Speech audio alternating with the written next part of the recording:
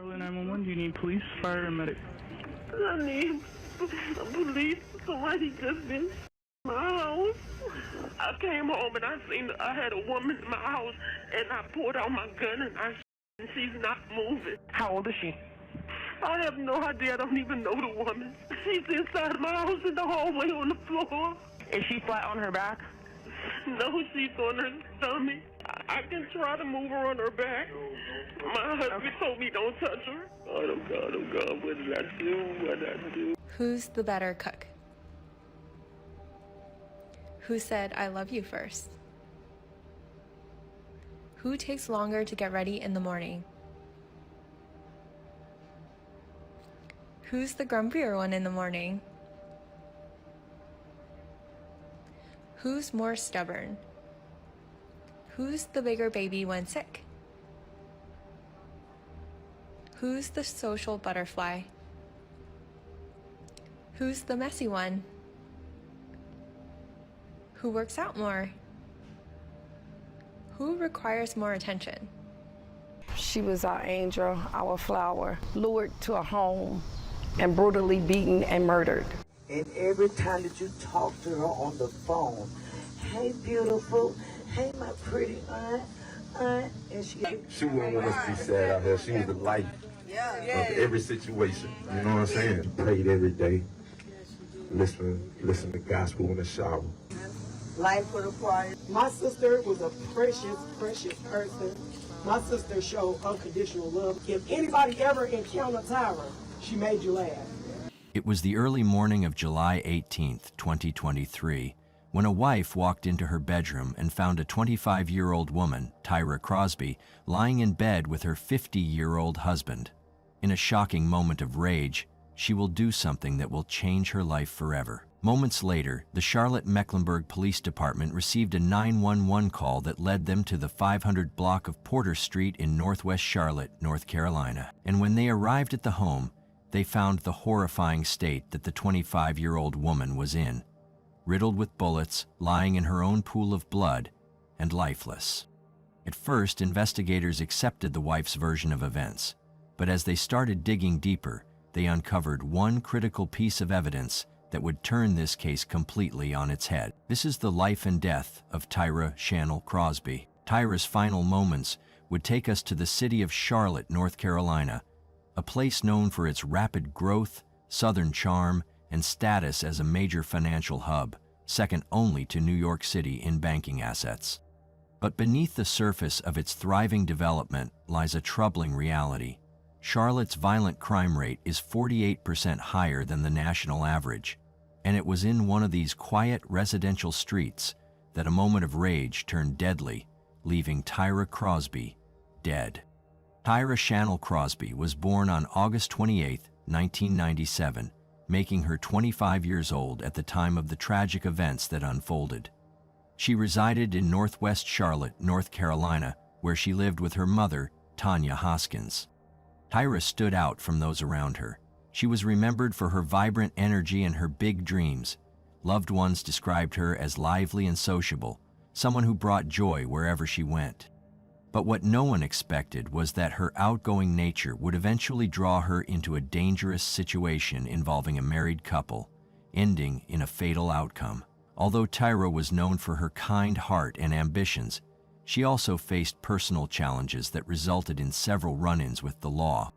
Her mother, Tanya, often expressed concern about the people Tyra chose to associate with, trying her best to protect her daughter from harmful influences.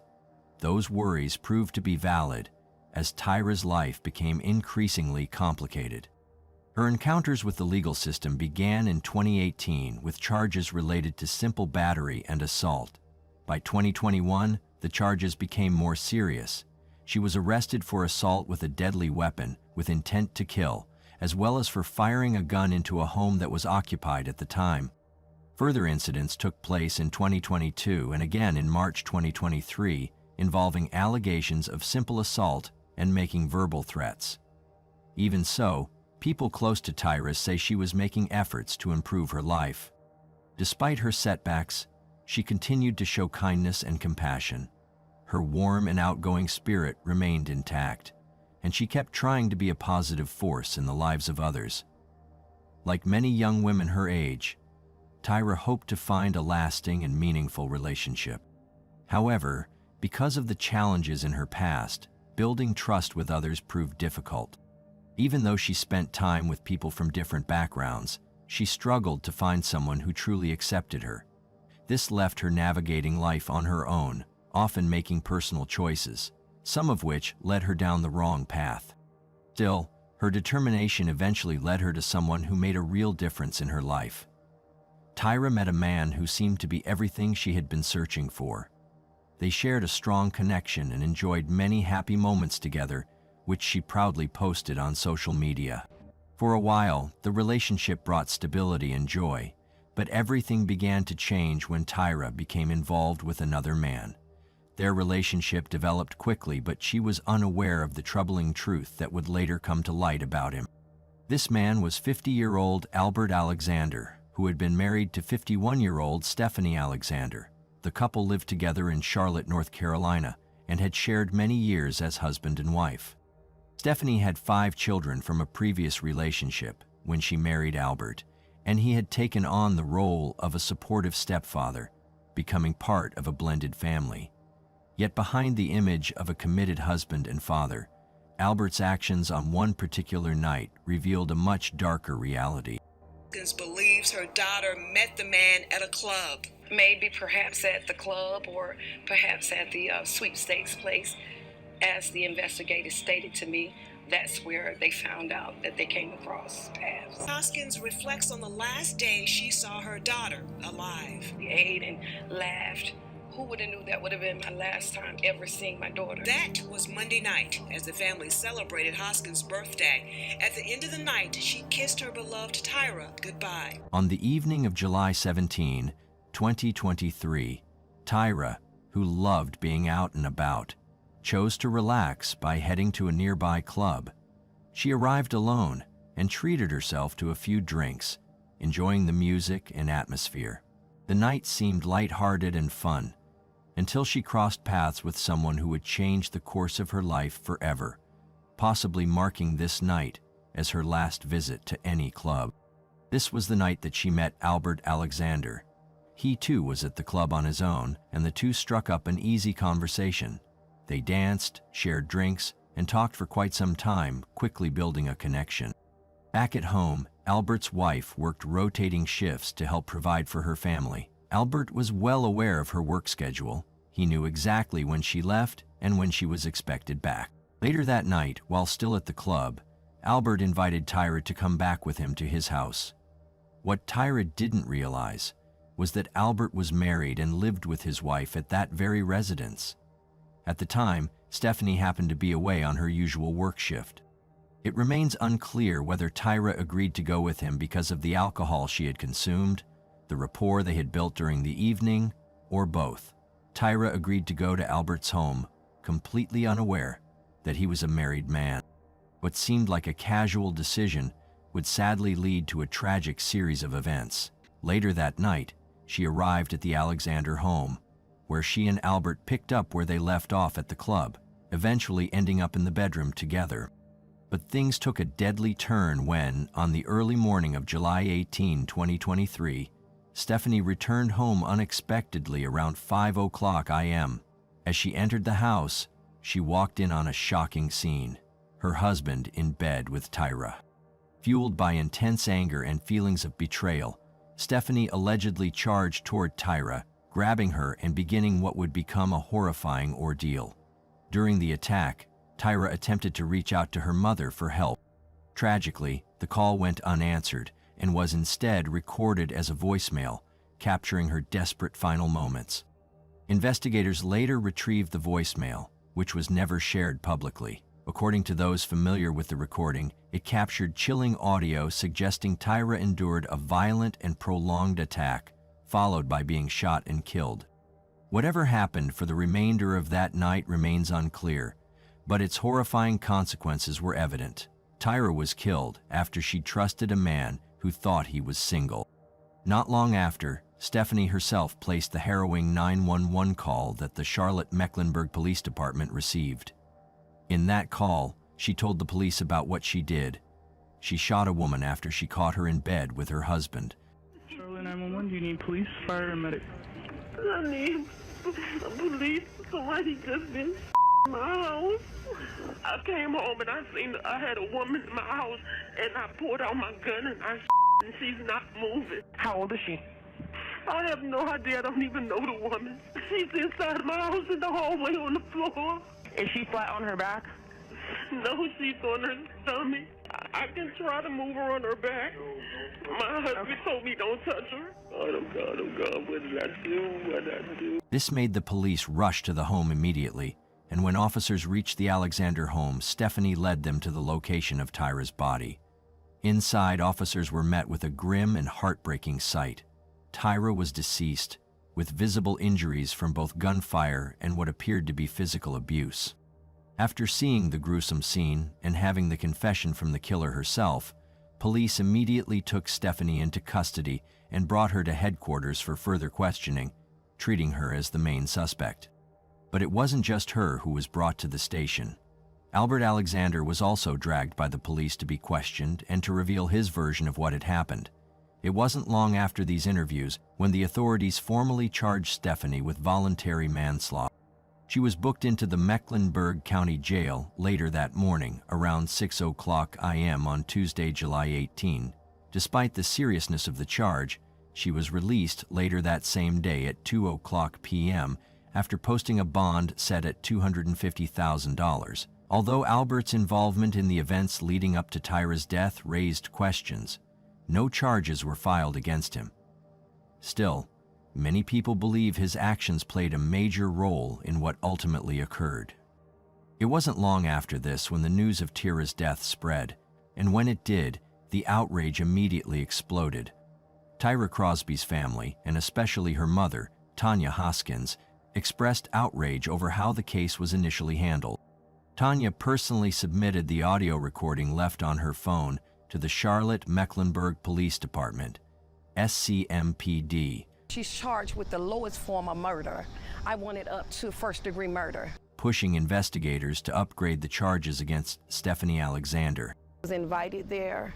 She did not just pop up there. She was not an intruder.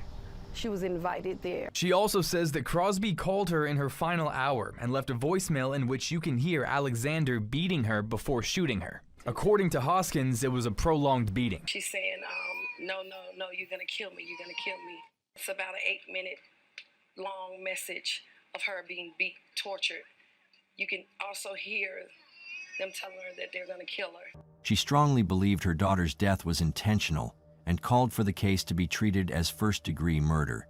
Tanya made it clear that Tyra had not unlawfully entered the Alexander residence. According to her, Tyra had been invited there by Albert Alexander, Stephanie's husband, which she felt completely undermined any claim of self-defense. In her view, the events pointed to a planned attack, not a spontaneous act. She also told investigators that in the early hours of July 18, Tyra had tried to call her for help while being assaulted.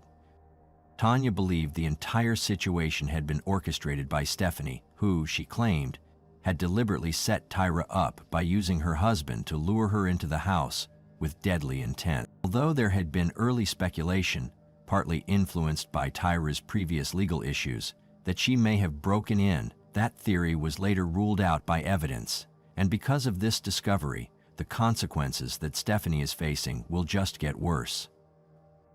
On August 3, 2023, the Mecklenburg County Grand Jury returned an indictment against Stephanie Alexander, upgrading the charge to second-degree murder based on the voicemail recording provided by Tanya Hoskins. This shift in the investigation only deepened the gravity of the case and led to more serious legal consequences for Stephanie. On December 5, 2024, more than a year after the fatal events, Stephanie Alexander appeared in court to face the charges tied to Tyra Crosby's death. Standing before the judge, she entered a guilty plea, not to the second-degree murder she had originally been indicted for, but to a lesser charge of involuntary manslaughter. Following her plea, the court sentenced her to a prison term ranging from 60 to 84 months, meaning she will spend at least 5 years incarcerated for her role in Tyra's death. This marked a substantial reduction from the original second-degree murder charge filed after the shooting took place on Porter Street in Charlotte. Prosecutors accepted the plea deal, which signaled a legal turning point in a case that had sparked strong emotions and public outcry. Tyra's family, especially her mother, Tanya Hoskins, remained vocal throughout the legal process, describing the plea deal as a disappointing resolution to what they believed was a calculated act. Despite the prison sentence, many in the community questioned whether the punishment fit the loss suffered. Despite the court's decision and the years Stephanie will now spend behind bars, while the man at the center of the events remains uncharged, others bear the burden of the tragedy's aftermath. On July 23, 2023, just days after the fatal shooting, loved ones came together at a local Charlotte park to hold a vigil in Tyra Crosby's honor. As candlelight flickered across the gathering, friends, relatives, and community members stood side by side to remember the young woman whose life ended far too soon. Beautiful. Her soul, her spirit, inside and out. She gonna be our angel. Those in attendance spoke fondly of Tyra's joyful spirit, her generosity, and her deep loyalty to those she cared about. The emotional impact of her death was felt deeply throughout the crowd. Her mother, Tanya Hoskins, stepped forward to address those gathered, her voice trembling with grief but steady in purpose.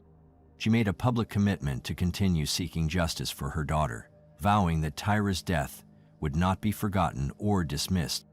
Tanya also reflected on the future her daughter had dreamed of, the life she was building, and the void her loss has left in their family. The vigil ended with collective prayers and supportive words for Tanya's ongoing mission to find closure and accountability. What to say, she called me her queen, and I will forever miss that. But I am so grateful that whatever God sent her to do, she, accomplished that mission. We don't get to pick the date. And she wrote her story, and I am forever grateful. On July 24, 2023, Tyra Channel Crosby was laid to rest during a service held at Greater Temple Baptist Church in Charlotte, NC, surrounded by loved ones, still coming to terms with her sudden and tragic passing. In the end, as the legal dust settles, the man whose actions many see as central to this chain of events continues on without consequence.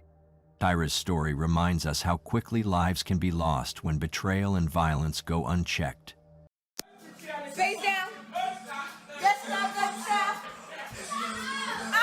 Over and sit down. Okay. Coco. It's killing me inside. I miss my baby.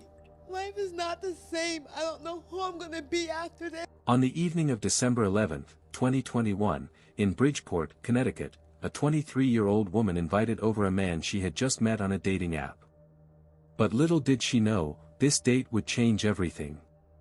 The next morning, that same man would wake up to find Lauren Smith Fields unresponsive, blood trickling from her nose, her chest no longer rising. This was when police received the 911 call that led them to Lauren's apartment. And there, instead of launching a full investigation, they let the only person with her that night walk free, no questioning, no arrest, no real answers.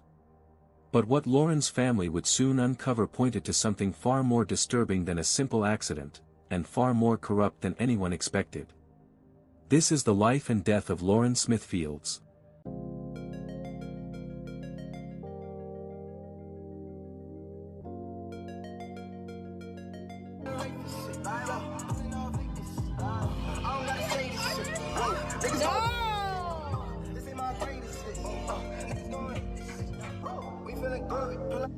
We want justice for everybody. We're doing this for Lauren. We're doing this for justice. We're doing this for every black girl that ever been harmed, that ever been in danger. Lauren! Lauren! I just wanted to stop and let everybody take a look at what nice looks like in America now. Let's keep going. No more nice guys! No more nice guys! Mayor Ganem, step up! Mayor Ganem, step up! Lauren Smith Fields was born on January 23, 1998, in Bridgeport, Connecticut, to Chantel Fields and Everett Smith. From the very beginning, she brought joy and light to her family, a family that included her 3 brothers, Kyle Fields, Lakeem Jeter, and Tavar Gray. The bond between them was unbreakable, and Lauren, the only girl, quickly became the heart of the household.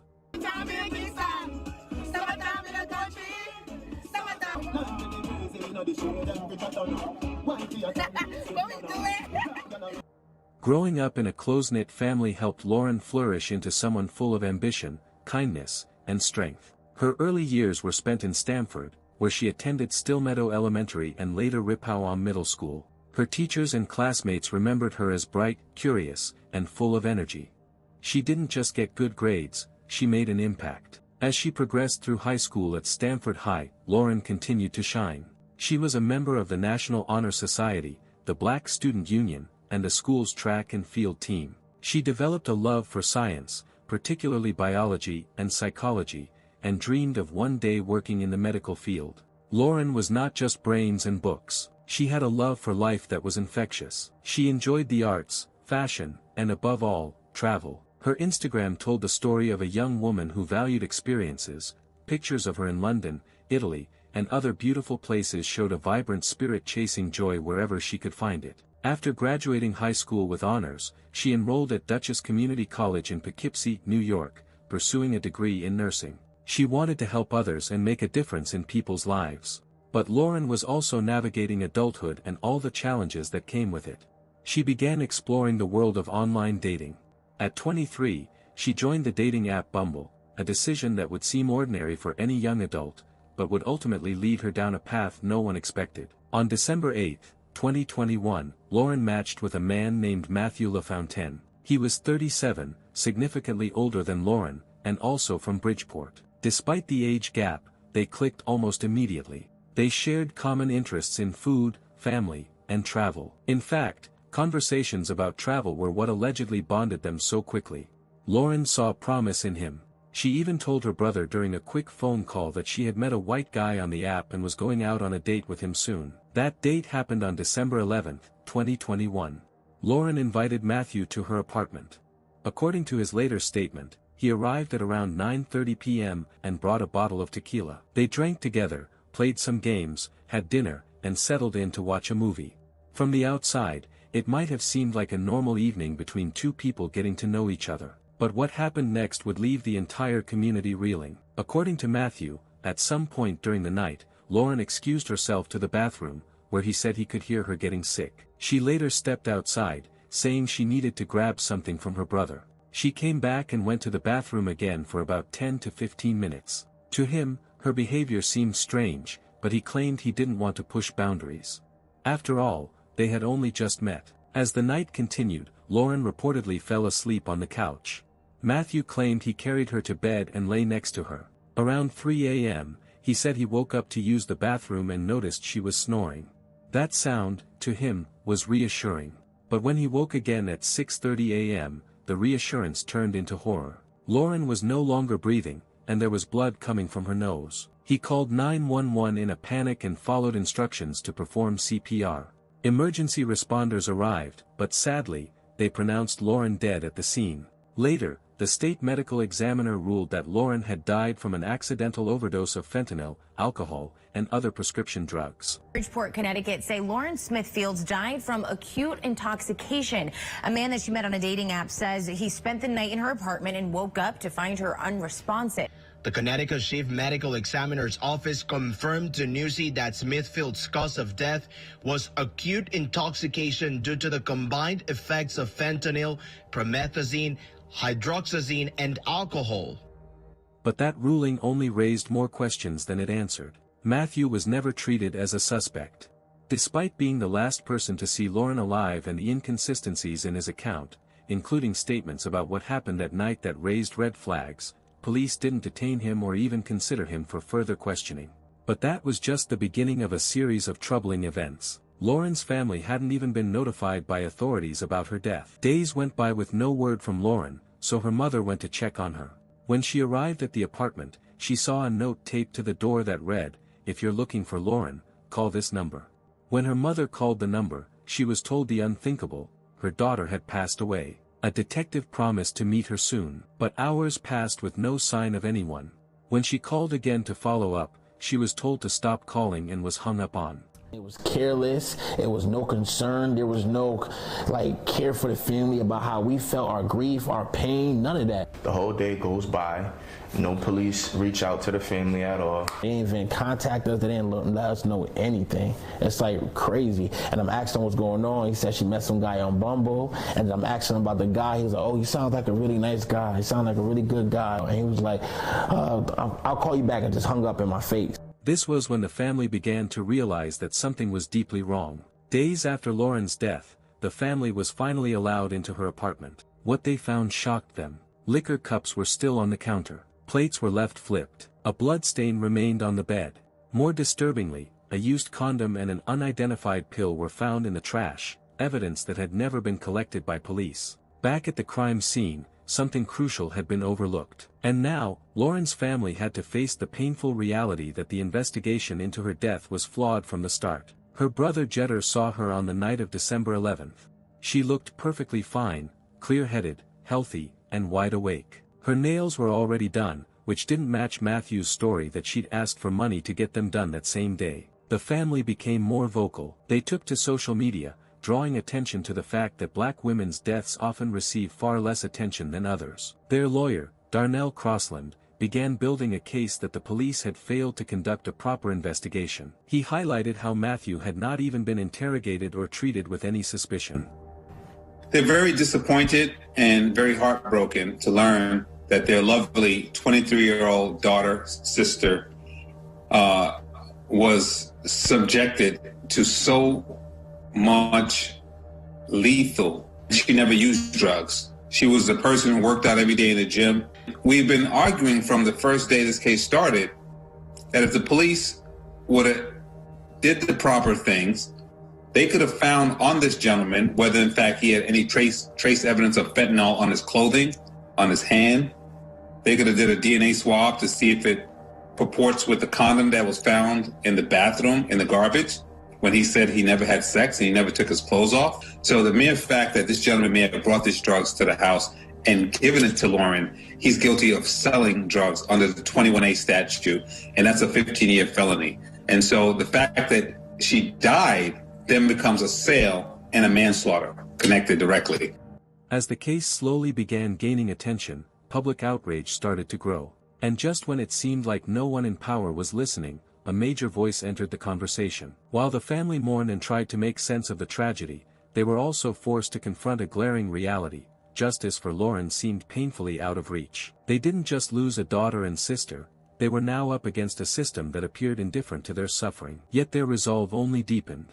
Soon after the initial wave of media attention, public rallies and community outcries began to surface. Demonstrators gathered in Bridgeport to protest the lack of urgency in the investigation. Signs demanding justice for Lauren were held high, voices rang out through the streets, and supporters from all walks of life came together, calling for accountability.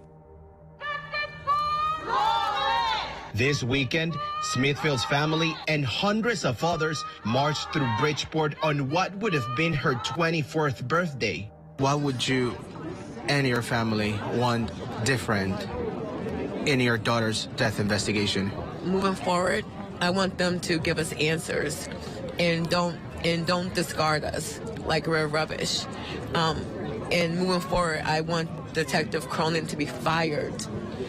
I mean, this whole police force from the top to the bottom needs to be revamped.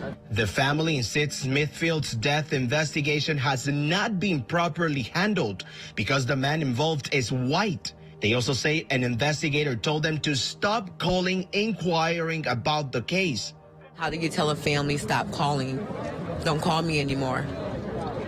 It make us wait for almost an hour, almost 2 hours, and never show up.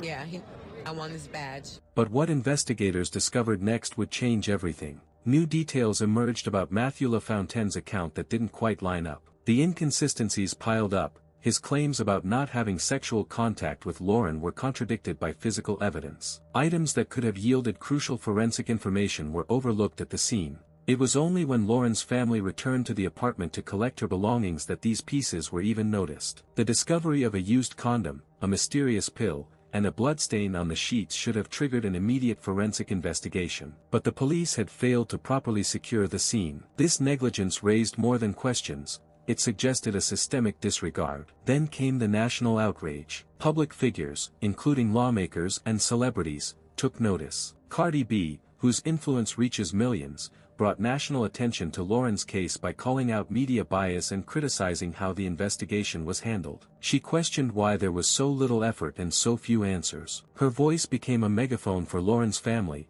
amplifying the demand for justice. Inspired by the support, the Smithfields family pushed even harder. They began working closely with legal teams and community leaders to expose every misstep. Their fight wasn't just for Lauren anymore. It was for every black woman whose voice had been silenced or dismissed. As detectives pieced together the timeline, the public's demand for justice reached a fever pitch. It was only after this intense pressure that the city responded. Bridgeport's mayor, Joe Ganim, suspended detectives Kevin Cronin and Angel Llanos, citing their failure to follow proper protocol. Another officer involved in the investigation retired. The city launched an internal review, and state authorities began to look closer at what had gone wrong. Still, the family pressed on.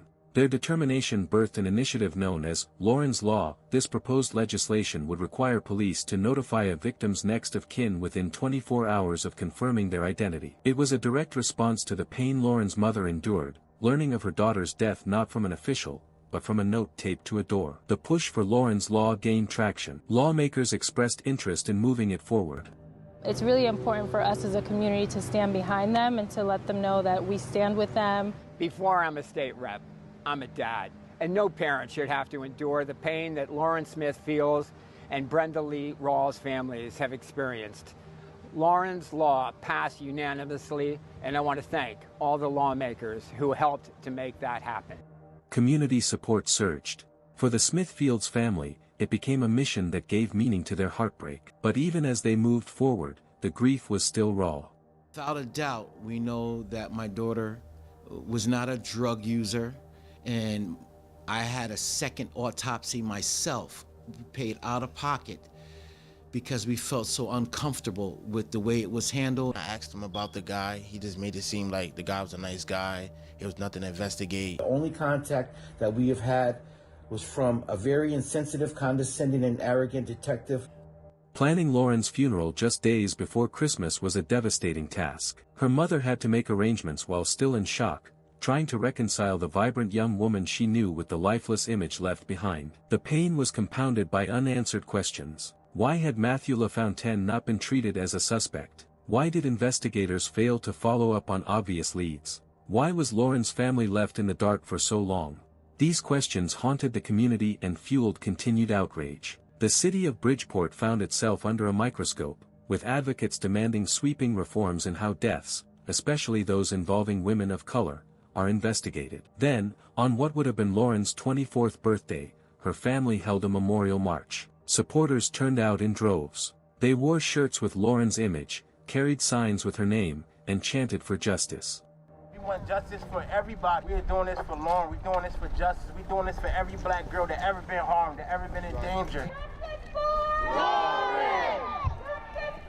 Lauren! I just wanted to stop and let everybody take a look at what nice looks like in America now. Let's keep going. No more nice guys! No more nice guys! Mayor Ganem, step up! Mayor Ganem, step up! It was a day of remembrance, but also a powerful reminder that Lauren's story was far from forgotten. And just when it seemed like momentum might fade, another powerful moment reinvigorated the cause. Lauren's family used the march to announce the establishment of a foundation in her name, dedicated to supporting other families affected by similar tragedies. The foundation would offer legal assistance, grief counseling, and advocacy for better investigative procedures. It was a way of turning pain into purpose. The Smithfields family knew their battle wasn't over. They used the momentum to launch fundraisers, awareness campaigns, and legal action. Their lawyer, Darnell Crossland, emphasized that the case represented something much bigger, a failure of the system to protect those who are too often overlooked. And as time passed, more people joined the cause. Civil rights organizations began citing Lauren's case in broader discussions about racial disparities in law enforcement. Her story became a symbol for change. Still, Matthew LaFontaine remains a free man. Despite public scrutiny and mounting pressure, there has been little legal movement. The investigation has slowed, and official updates are rare. This silence has left Lauren's loved ones feeling betrayed once again. But her family refuses to give up. They continue to hold press conferences, organize community events, and push for legislative reforms. Every action is fueled by the belief that Lauren deserves justice, that her life mattered. What happened next would leave the entire community reeling. The foundation's initiatives began gaining national attention, drawing in experts, journalists, and activists who had long been calling for criminal justice reform. Collaborative workshops, educational programs, and lobbying efforts began to take root, making Lauren's name synonymous with progress and resilience. And with that, the pieces finally fit together. Lauren's legacy was becoming bigger than the tragedy that ended her life. It was transforming into a movement that challenged institutions and demanded humanity. The truth, however, was even more horrifying than anyone imagined. Not because of what was known, but because of how much was ignored. Today, Lauren Smithfield's name is etched into the collective memory of a movement. Her story is told not just as a tragedy, but as a call to action. Her family's fight is ongoing, and their resilience is a testament to the enduring power of love, hope, and justice. What do you think happened to Lauren? Should the investigation be reopened? Do you believe this case has exposed something deeper about how justice is served?